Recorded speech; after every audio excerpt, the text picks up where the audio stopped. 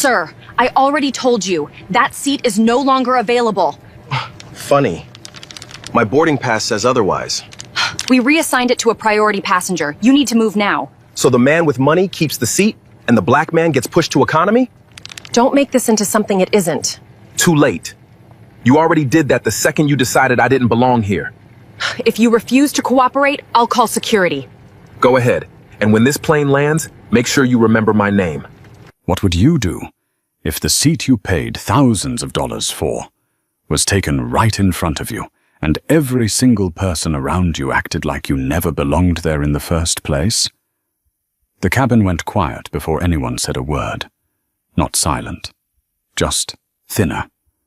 Like the air had been pulled tight across the first-class aisle, ready to snap.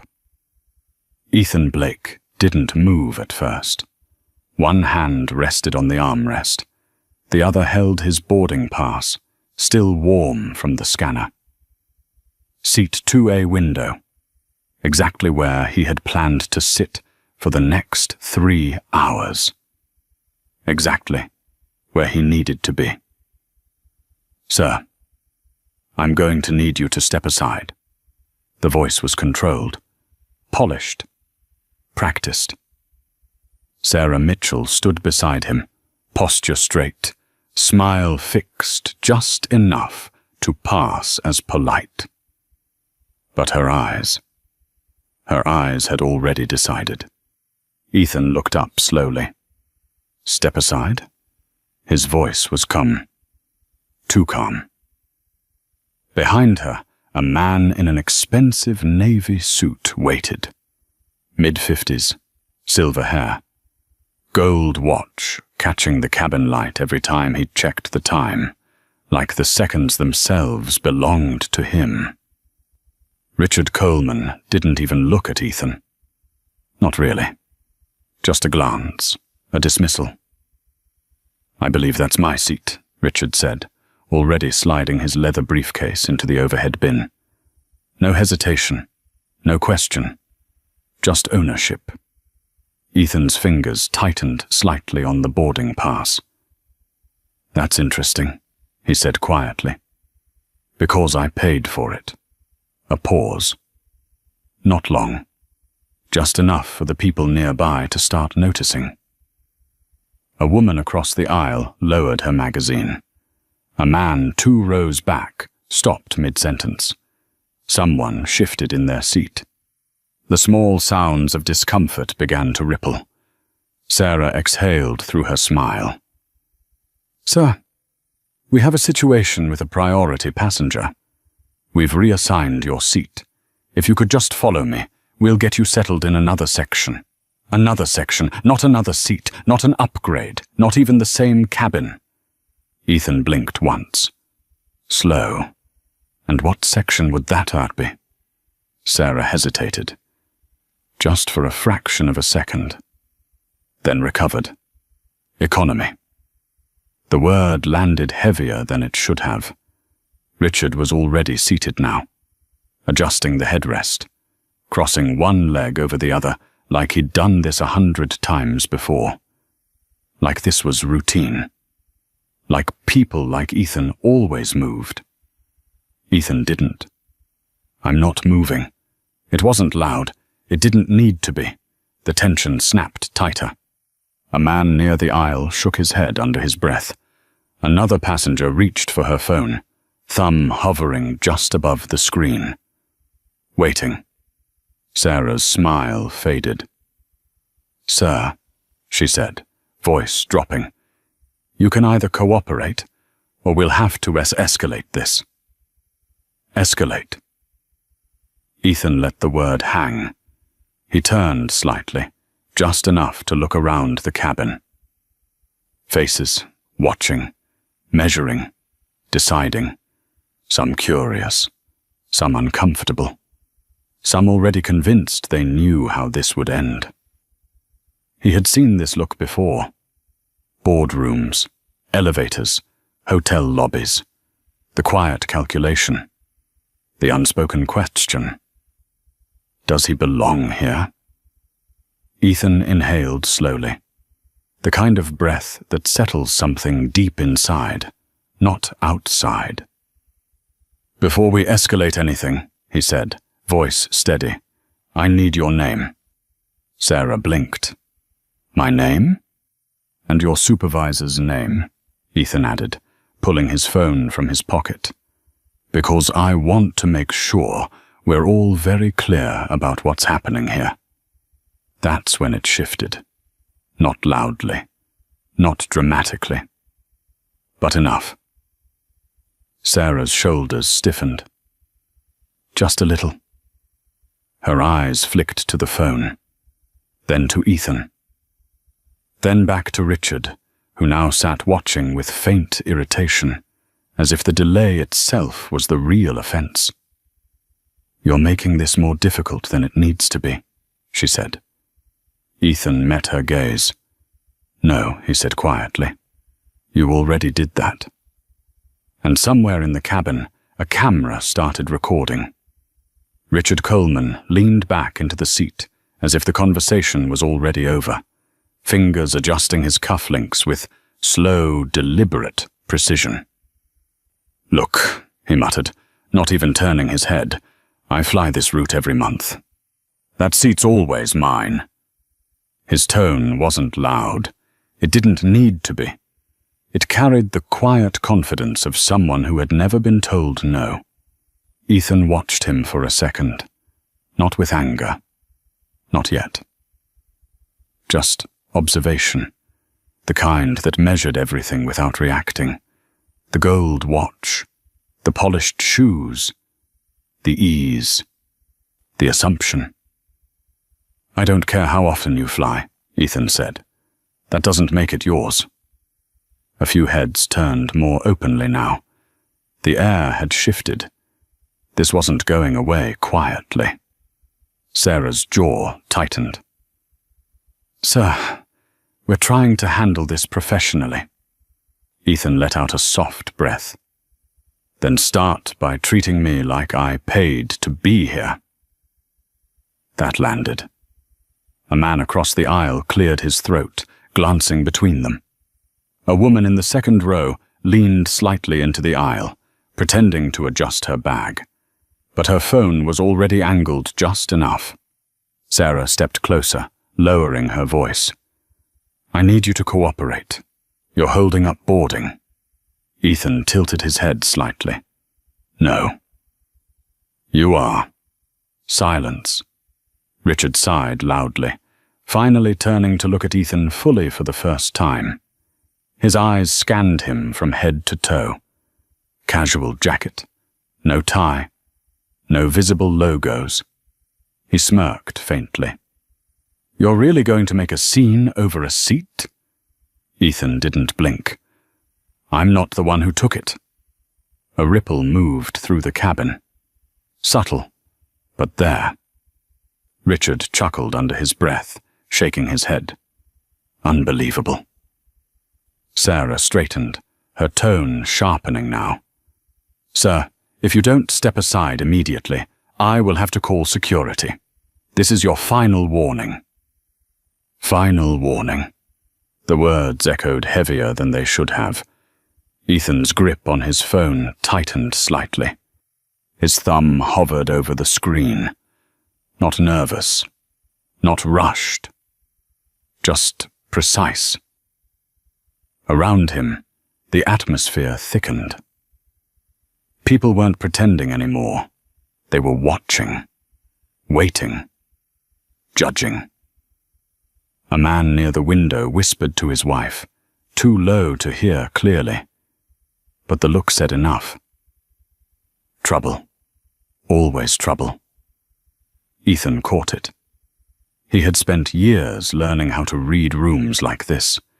The shift in posture, the silent alliances forming, the way authority leaned in one direction before a single fact was confirmed. He looked back at Sarah. "Go ahead," he said calmly. "Call whoever you need." That wasn't the response she expected. Her eyes flickered. "Just for a second." "You think this is a game?" she asked. Ethan's voice dropped, quieter now, but sharper. No. I think you've already decided how this ends. That hit something deeper than the words. For a moment, Sarah hesitated. Not visibly. Not enough for most people to notice. But it was there. A crack. Richard leaned forward slightly, irritation creeping in. This is ridiculous. I have a meeting in Dallas in 3 hours. I don't have time for this. Ethan turned his head slowly toward him. Then maybe you should sit in the seat you paid for.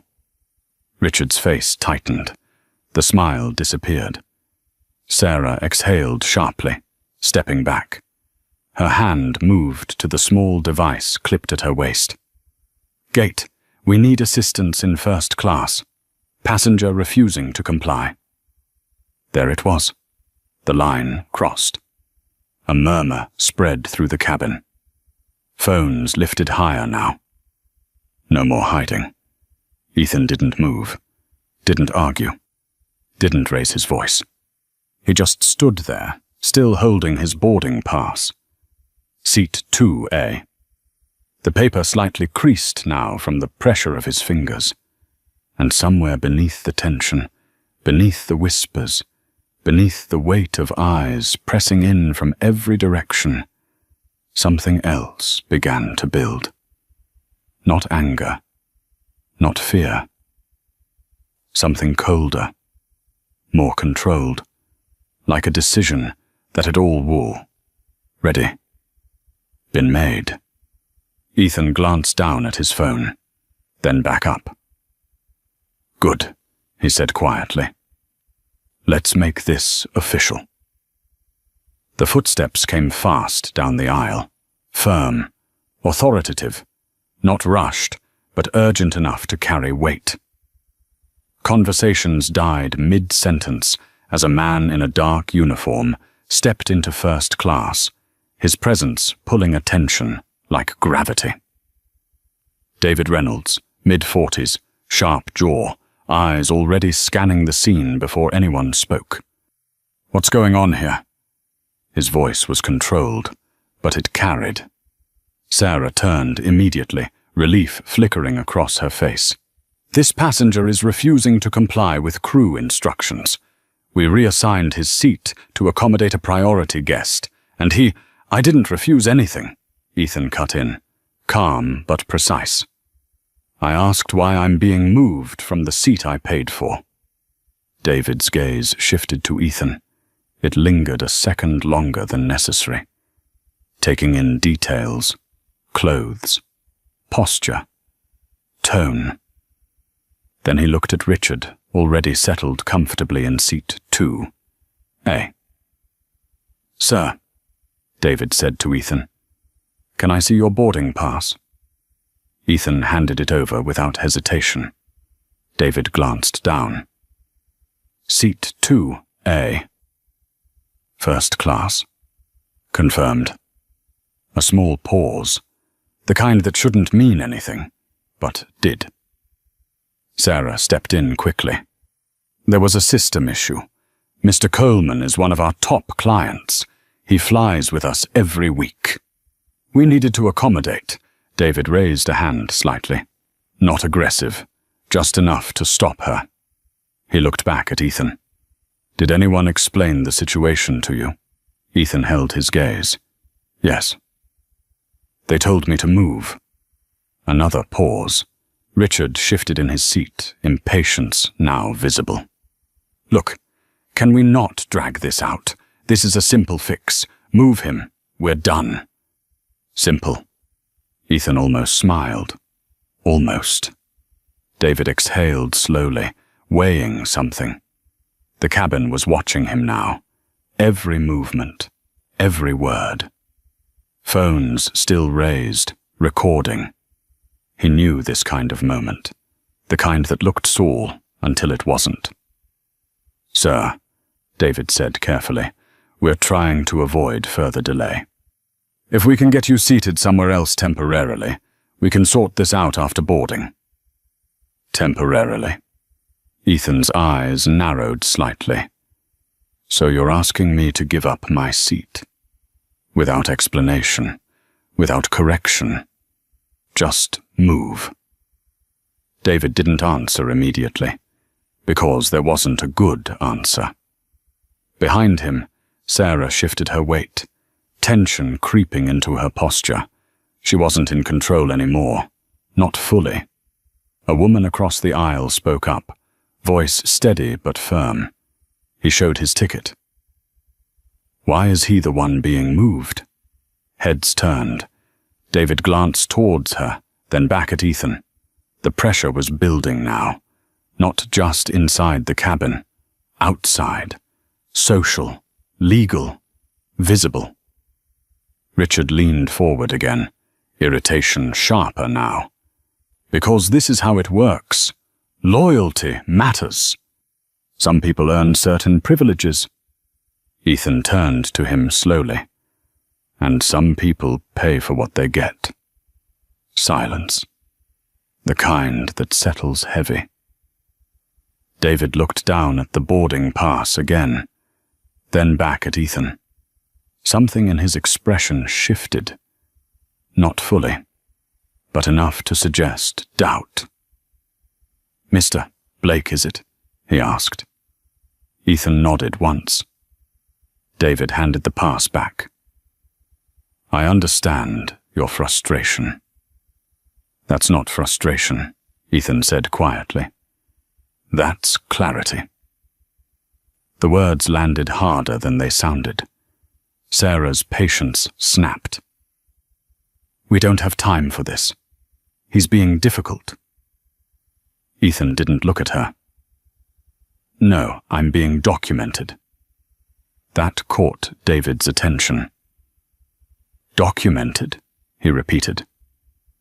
Ethan lifted his phone slightly, not aggressively, just enough. Every word, every decision.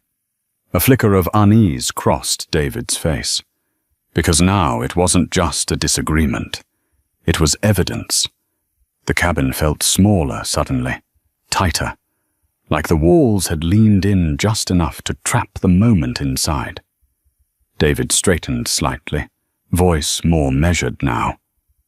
"Sir, I need you to understand." "No," Ethan interrupted, still calm, still controlled.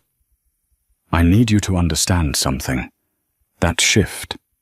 Subtle, but undeniable." The balance had started to move, not visibly. Not yet. But it was there. Ethan slipped his phone fully into his hand, thumb moving across the screen with quiet precision. His gaze didn't leave David's. "You're about to make a decision," he said.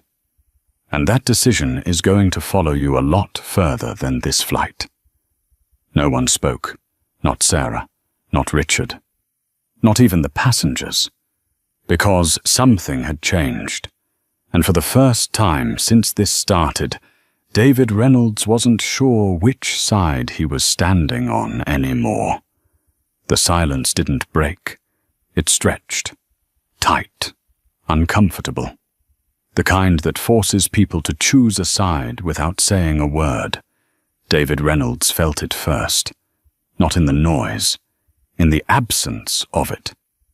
Every eye in first class was locked on him now. Waiting. Measuring. Recording. Not just with phones, but with memory. He cleared his throat, subtle, but enough to reclaim the space. "Mr. Blake," he said, tone steadier now. "No one is trying to disrespect you." Ethan didn't respond immediately. He studied David. Not his words, his posture, his hesitation, the slight tension in his jaw, the way his authority had just slipped. Then Ethan spoke. "You already did. No anger, no volume, just fact." Behind David, Sarah shifted again, her composure cracking at the edges. "This is getting out of hand," she snapped. "He's turning this into something it's not." Ethan's eyes moved to her. Slow, deliberate. What exactly is it, then? Sarah opened her mouth, then stopped, because whatever answer she had didn't sound right anymore. Not out loud, not with cameras rolling, not with witnesses thinking. Richard scoffed, breaking the tension with a sharp exhale. This is absurd. Are we seriously entertaining this? He gestured loosely toward Ethan, like pointing directly would give the moment too much weight. Move him or remove him. It's not complicated. There it was. Clear. Clean. Ugly. A few passengers shifted uncomfortably. One man near the aisle looked down, suddenly interested in his watch. Another woman tightened her grip on her phone, her expression hardening. David turned toward Richard, something flickering behind his eyes. Not agreement. Not quite. "Sir," David said, voice controlled, "we're handling the situation." Richard leaned back, unimpressed. "Then handle it." The words hung there. Heavy. Ethan watched the exchange without moving, without reacting. But inside, something had settled, not rising anymore, not building. Set. He glanced down at his phone again. The screen lit briefly. A name. A connection already open. He didn't press it yet. Not yet. David turned back to Ethan, lowering his voice slightly. "Mr. Blake, let's resolve this without escalation. I'm asking you one more time. Would you be willing to step aside so we can depart on time?" There it was again. The ask. Packaged differently. Same outcome. Ethan's lips pressed together for a second. Then he nodded once. "All right." The word caught everyone off guard. Even Sarah. Even Richard. Ethan shifted his weight slightly, stepping back just enough to clear the aisle. A ripple moved through the cabin. Relief. Tension easing. Shoulders dropping. The kind of quiet release people don't realize they're holding. Sarah let out a breath she didn't know she'd been keeping. "Thank you," she said quickly, already turning slightly as if to move things forward. But Ethan didn't move away. He stayed right there, blocking just enough. "Before I go," he said calmly, "I want your full name." Sarah froze. "And your employee ID," Ethan added. The relief vanished. Just like that.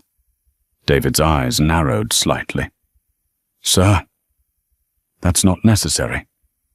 "It is now." Ethan's voice didn't change, but something in it did. Final. Controlled. Unavoidable. Richard sat forward again, irritation flashing. "This is ridiculous. You got what you wanted. Move on." Ethan turned his head just enough to meet his eyes. "No," he said quietly. "You got what you wanted." A beat. Then Ethan lifted his phone, and this time he pressed the call. The line connected almost instantly. A voice came through. Clear. Professional.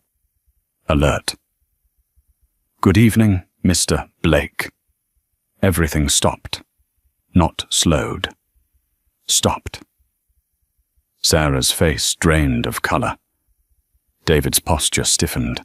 Even Richard blinked. Ethan didn't raise his voice. "Didn't need to.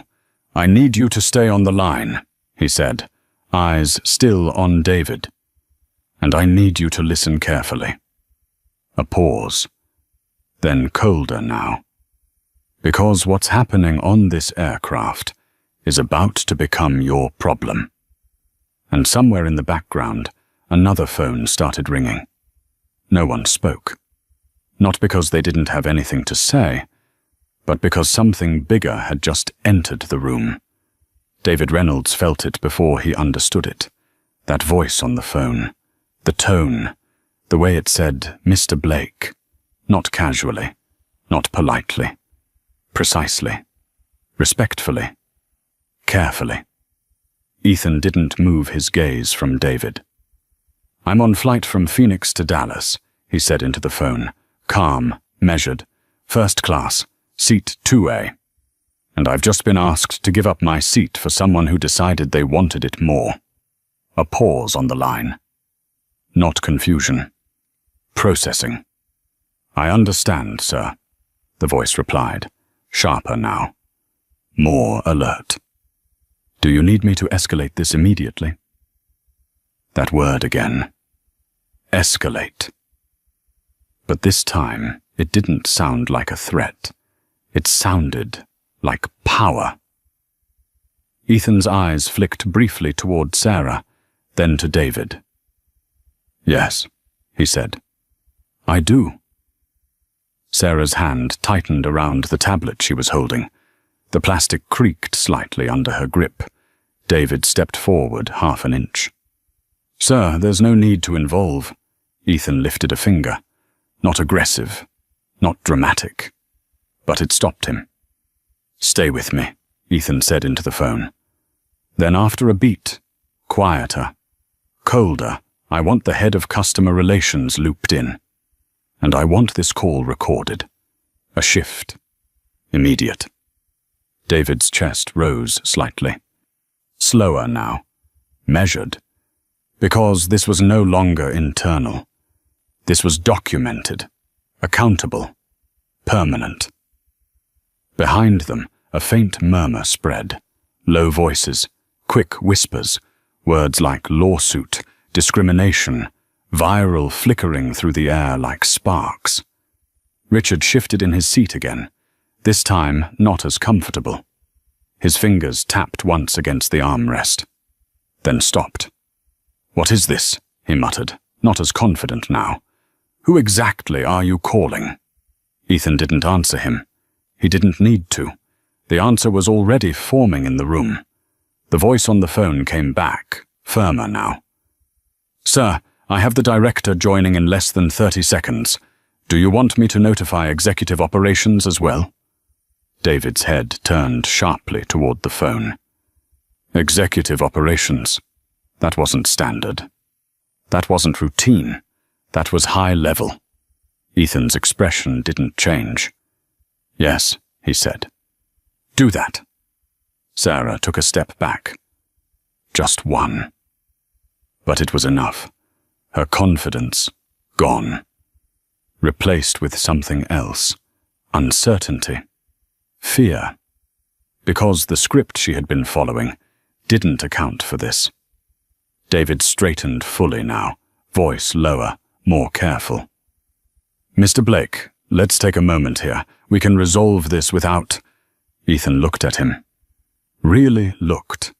And for the first time, David saw it. Not anger, not ego. Control. The kind that doesn't raise its voice, because it doesn't have to. "No," Ethan said quietly. "We're past that." A second line clicked in. Another voice joined. Older. Sharper. Tighter. "This is Karen Holt, Director of Customer Relations. Who am I speaking with?" Ethan didn't hesitate. "This is Ethan Blake." Silence. Not confusion. Recognition. Immediate. Absolute. David felt it hit before anyone said a word, like pressure dropping in a sealed room. Karen's voice changed. Completely. "Mr. Blake, I'm very sorry to hear there's an issue. Can you tell me exactly what's happening?" Ethan's gaze never left David. "I already did," he said. "And now I want to hear what you're going to do about it." Behind him, someone's phone camera zoomed in. Closer. Capturing everything. Because the story had just changed, and everyone in that cabin knew it, They just didn't know how big it was yet.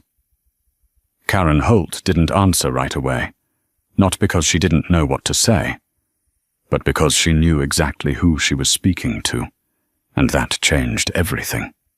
"Mr. Blake," she said, voice steady but unmistakably tighter, "I need you to confirm something for me. Are you currently on board the aircraft?" Ethan didn't blink. "Yes." Another pause, shorter this time. "Understood," Karen replied. "Please stay exactly where you are." The words weren't a suggestion. They were a command. David Reynolds felt it land in his chest like weight. His posture shifted instinctively, shoulders tightening, jaw setting. Something had just moved far above his level, and it was coming down fast. "What's going on?" Richard muttered, louder now, the edge of irritation creeping back in, but thinner, less certain. "Why are we still standing here?" No one answered him, because he was no longer the center of this moment. Ethan lowered the phone slightly, but didn't end the call. Karen stayed on the line, silent now, listening, documenting. Sarah tried to recover. She stepped forward, forcing her voice back into something resembling authority. "Sir, we need to proceed with boarding. If you could just—" Ethan turned his head. That was all it took. She stopped mid-sentence, because something in his eyes told her this was no longer her situation to control. David stepped in, quieter now, more measured. "Mr. Blake, let's de-escalate this. We can reseat Mr. Coleman." "We can." Ethan cut him off with a single word. "No." Not loud, not harsh. Final. David froze. Behind them, the cabin had shifted again. The earlier tension hadn't disappeared. It had evolved. People weren't just watching now. They were understanding. Slowly, piece by piece. A man in the third row leaned toward his wife, whispering something urgent. She nodded, eyes wide, phone still raised. Another passenger lowered his head, typing quickly, likely sending the story out into the world. Because it was already bigger than this plane. Karen's voice came back, sharper now. "Mr. Blake, Executive Operations has been notified. I have the Vice President joining in less than 1 minute. I need you to confirm, were you asked to leave a seat you purchased?" Ethan didn't hesitate. "Yes." "And were you given a valid explanation?" "No." A beat. "And is another passenger currently occupying that seat?" Ethan glanced at Richard. Still sitting there, still trying to hold on to something that was slipping. "Yes," Ethan said. Karen exhaled slowly. Not frustration. Containment. Understood. That word again. Understood. But now it carried consequence. Richard shifted again, this time more visibly. His confidence was cracking. "This is insane," he said, louder, looking around as if searching for agreement. "All this over a seat?" No one backed him. Not anymore. Ethan looked at him for a long second, then back to David. "This was never about the seat," he said quietly. David didn't respond, because now he knew, or at least he was starting to. Another click on the line. A new voice entered. Deeper. Controlled. Used to authority. "This is Michael Grant, Vice President of Operations. Mr. Blake, I've just been briefed. I need you to walk me through exactly what happened from the moment you boarded." Ethan didn't look away from David. "You want the short version?" he asked. "Yes, sir." Ethan's voice dropped slightly. Slower now. Sharper. I boarded with a valid first-class ticket. Sat in my assigned seat. Was told to move without explanation. My seat was given to another passenger, and when I asked why, I was threatened with removal. Silence. Heavy. Unavoidable. Michael didn't respond immediately, because there was nothing to question, nothing unclear, only one thing left. Action. Ethan lifted the phone slightly, his grip steady. "And now," he said, eyes locked on David, "we're all going to see what your company does next." And for the first time since this started, no one in that cabin felt in control anymore. Michael Grant didn't hesitate this time. "Mr. Blake, I'm going to handle this personally. Please remain where you are. No one is to move you. Is that understood?" Ethan didn't answer right away. He let the words hang in the air, long enough for everyone in that cabin to hear them. Then he said, "Understood." That single word shifted the balance completely. David Reynolds felt it like a door slamming shut behind him. His authority, just minutes ago unquestioned, now felt borrowed. Temporary. Fragile. He turned slightly toward Sarah, lowering his voice. "Step back," he muttered. She didn't argue. Not this time. She took 2 small steps back, her tablet now held against her chest like a shield. Her eyes kept flicking to Ethan's phone, then away, as if looking too long might make this more real. Richard exhaled sharply, trying to reclaim ground that was already gone. "This is unbelievable," he said, louder than necessary. "I've been a platinum member for 8 years. I spend over $100,000 a year with this airline." No one responded. Not Sarah, not David, not even the passengers who, minutes ago, might have nodded along. Ethan turned his head slightly toward him. "And I paid for that seat," he said, "just like everyone else here paid for theirs." Richard scoffed, but the sound lacked weight. "You don't understand how this works." Ethan's eyes held his. "No. You don't." Silence again. But this time, it wasn't tense. It was decisive. Karen's voice returned, controlled but urgent. "Mr. Blake, we've initiated a full review of the situation. I need you to confirm the names of the crew involved." Ethan didn't look at Sarah directly. He didn't need to. She introduced herself as Sarah Mitchell, he said. "And the supervisor here is David Reynolds." David's throat tightened. Not because his name was spoken.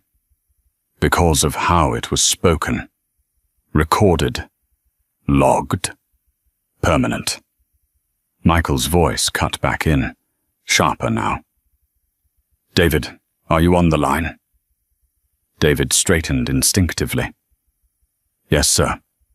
The shift in tone was immediate. No longer conversational.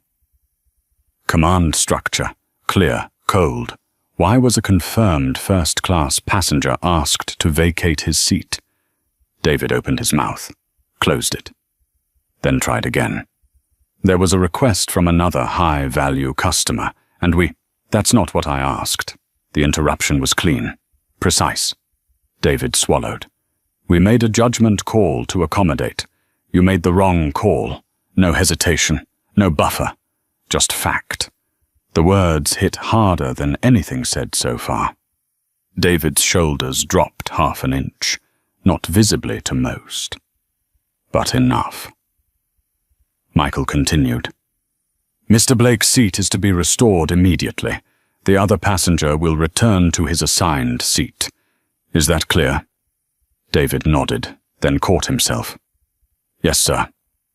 "Good," Michael said. "And David, Stay where you are. We're not done. The line went quiet again, but not empty. Charged. David turned slowly toward Richard. For the first time since this started, he didn't look confident. "Sir," David said carefully, "I'm going to need you to return to your assigned seat." Richard stared at him. Didn't move. "You're kidding," he said. David didn't blink. "No, sir. A beat." Richard laughed once. Short. Disbelieving.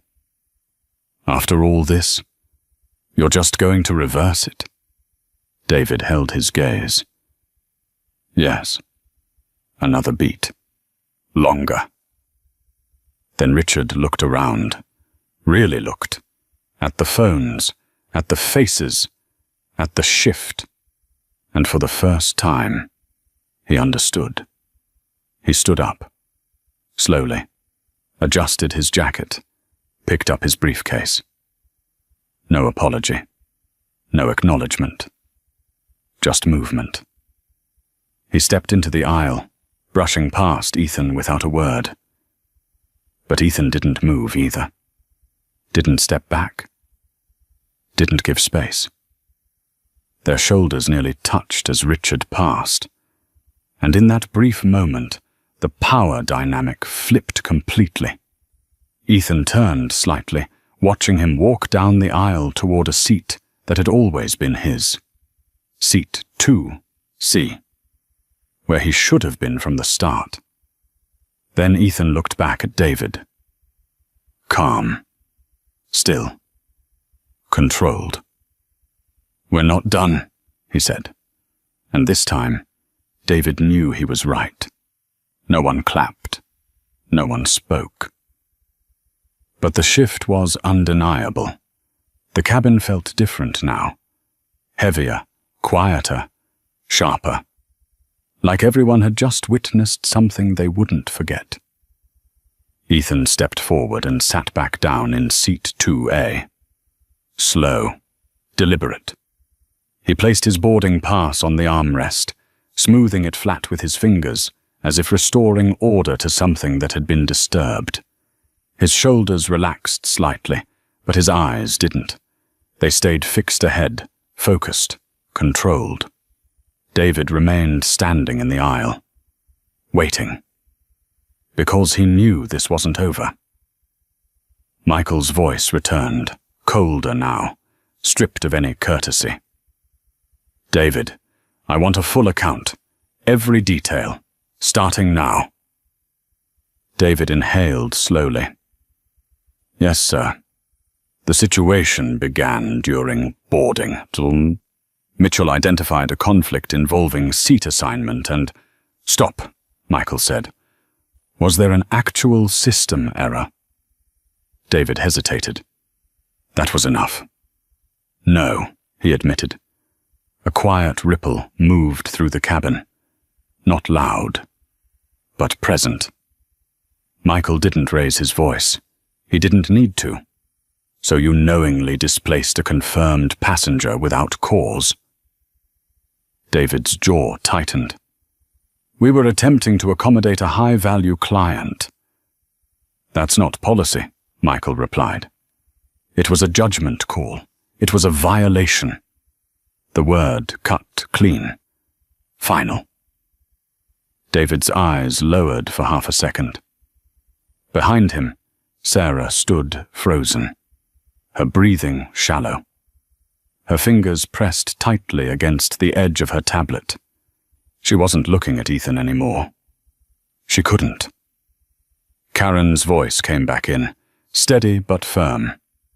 "Mr.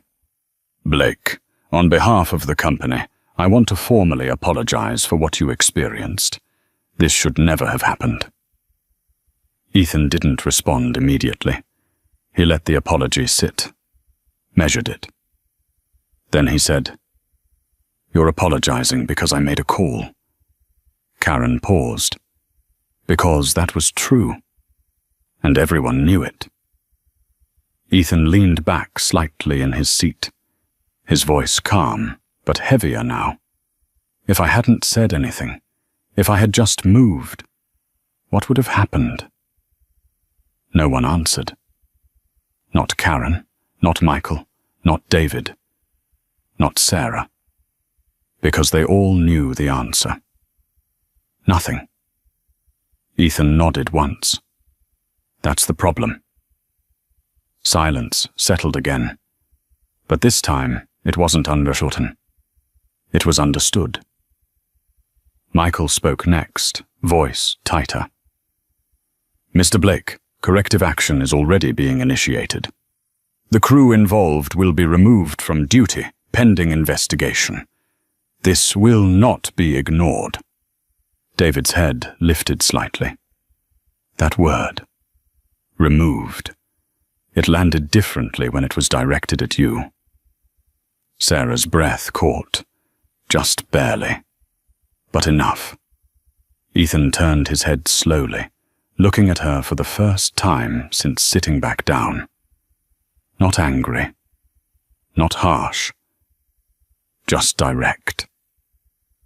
Do you remember what you said to me? He asked. Sarah's lips parted. No sound came out. You told me I was making this difficult, Ethan continued. A pause, then quieter. But this was always going to be difficult. For someone. Sarah's eyes dropped. Because now it was her. A phone camera zoomed in from across the aisle, capturing her expression. The shift. The realization. David cleared his throat, forcing himself back into the moment. Mr. Blake, we truly regret. Ethan raised his hand slightly. David stopped. I'm not interested in rehearsed lines, Ethan said. I'm interested in change. Karen responded immediately. You have my word. There will be... No, Ethan interrupted. Softer now, but sharper. Not words. Action. Another pause. Then Ethan leaned forward slightly, resting his forearms on his knees. His voice dropped, lower, more controlled. Because this isn't about me. He glanced briefly around the cabin, at the people watching, recording, listening. This is about every person who's been told they don't belong, in a place they earned. The words didn't echo. They settled. Deep. Permanent. And for the first time, no one in that cabin looked away. The engines hadn't even started, but the story was already moving faster than the plane ever would. Phones stayed up. Screens glowed. Messages flew. Names were being typed, searched, shared. The moment had escaped the cabin. Ethan sat still in seat 2A, hands resting lightly on his knees, breathing even. He wasn't looking at anyone now. Not David. Not Sarah. Not Richard. His focus had shifted beyond them. David felt it. The realization that this was no longer contained, no longer fixable with a quiet apology or a reassigned seat. Michael's voice broke through again, colder, more procedural now. David, step off the aircraft, immediately. The words landed like a verdict. David didn't argue. He nodded once. Yes, sir. His voice was lower now, stripped of authority. He turned slightly, avoiding Ethan's gaze as he stepped back toward the front of the cabin. Each step felt heavier than the last. The aisle that once belonged to him now felt like a corridor out. Sarah didn't move at first. She stood, frozen. Then Karen spoke, calm but firm. Ms. Mitchell, you are also to be relieved from this flight. Security will meet you at the gate. Sarah blinked. Once, twice, like her body hadn't caught up yet. I was following protocol, she said, barely above a whisper. No one answered. Because now, protocol had a different meaning. Ethan didn't look at her. He didn't need to. The truth had already done its work. Sarah swallowed, her grip loosening on the tablet as if it no longer mattered. She turned slowly, stepping away from the aisle, each movement smaller than before. Controlled. Quiet. But hollow. Behind her, a passenger murmured, "Wow," under their breath. Another voice followed, sharper. "That's what happens?" The cabin didn't react loudly. It didn't celebrate. But the shift was complete. Richard sat in seat 2C now, staring straight ahead. His hands rested stiffly on his legs. The confidence was gone, replaced by something tighter, smaller. He avoided eye contact. With everyone. Especially Ethan. A woman across the aisle lowered her phone slightly, then raised it again, adjusting the angle. She wasn't just recording anymore. She was documenting something that felt important. Ethan finally leaned back into his seat. Slow, measured. The leather adjusted beneath him with a soft creak. For the first time since this began, he allowed himself a breath that wasn't controlled. Not relief, not victory. Just release. Karen's voice softened slightly. "Mr. Blake, a formal report is being filed. We will also be issuing a public statement regarding this incident. You have our full attention." Ethan nodded once, though she couldn't see it. "You should," he said quietly. A pause. Then Michael spoke again, more deliberate now. "Mr. Blake, we would also like to arrange a direct conversation with you after landing. There are broader discussions that need to happen." Ethan's eyes shifted slightly toward the window. The reflection staring back at him wasn't tense anymore. It was resolved. "We'll talk," he said. Outside, ground crew moved along the tarmac, unaware of what had just unfolded inside the aircraft. To them, it was just another delay. Another flight waiting for clearance. Inside, it was something else entirely. David and Sarah had disappeared from view now. Gone. Just like that. The system had corrected itself. Or at least it was trying to. Ethan glanced once more around the cabin.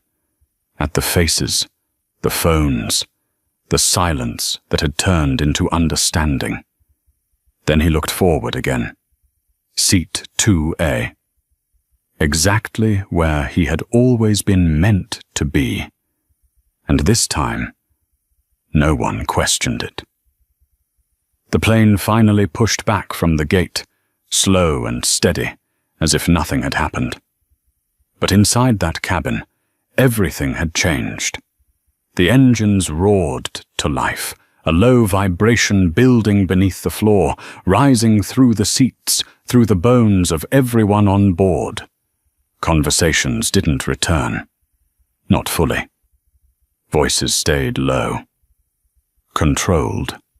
People kept glancing up, then away, like they were still processing something bigger than a delay. Ethan sat by the window, eyes fixed on the runway lights stretching into the distance. One after another, glowing lines leading forward. Predictable. Ordered. Nothing like what had just unfolded. Across the aisle, the woman with the phone finally lowered it. She looked at Ethan for a brief moment. Not curiosity, not judgment. Respect. He gave a small nod. Nothing more. Richard remained silent in seat 2C. His posture stiff, his gaze locked ahead. The man who had walked in like he owned the space now looked like a passenger trying not to be seen. His gold watch no longer caught the light the same way. It just sat there. The cabin lights dimmed slightly. Take off. The force pressed everyone back into their seats as the aircraft accelerated. A deep, steady push. No turning back now. Ethan closed his eyes for a second. Not to escape. To settle. Because moments like this didn't end when the plane lifted off. They carried forward. Into boardrooms. Into policies. Into decisions that affected people who would never sit in seat 2A. His phone buzzed softly in his hand. A message. Then another. Then several more. News alerts. Internal emails. Names he recognized. Names that mattered. He glanced down briefly. The story was already out. Clips, headlines, words like discrimination, accountability, corporate response flashing across the screen. It had moved beyond him, exactly where it needed to go. Ethan locked his phone and set it on the tray table. Still, grounded. He wasn't smiling. This wasn't a win. It was a correction, a necessary one. A reminder that systems don't change because they want to. They change because someone forces them to face what they've ignored. A flight attendant approached slowly from the front. Not Sarah. Someone else. Younger. Careful. "Mr. Blake," she said quietly, placing a glass on his tray. "Can I get you anything else?" Her voice carried something different. Awareness. Ethan looked up at her. "No," he said. Then after a brief pause, softer. "Thank you." She nodded and stepped away. Simple. Respectful. The way it should have been from the start. Outside the window, the city lights faded into darkness as the plane climbed higher. The noise leveled out. The cabin settled. But the weight of what had happened didn't fade. It stayed. In the silence. In the memory. In the recordings that would keep replaying long after this flight landed. Ethan leaned back, eyes forward, posture steady. Seat 2A. Not just a seat. A line that had been drawn. And this time, it hadn't been crossed quietly. Somewhere behind him, a passenger whispered, "That changed something." They were right. It did. And stories like this don't end when the plane lands. They continue in every place where someone is judged before they're known, dismissed before they're heard, moved before they're asked. Ethan didn't say another word. He didn't need to. The message had already been delivered. And if this moment stayed with you, if it made you feel something real, take a second to like, subscribe, and drop 3 words in the comments that capture what this story meant to you.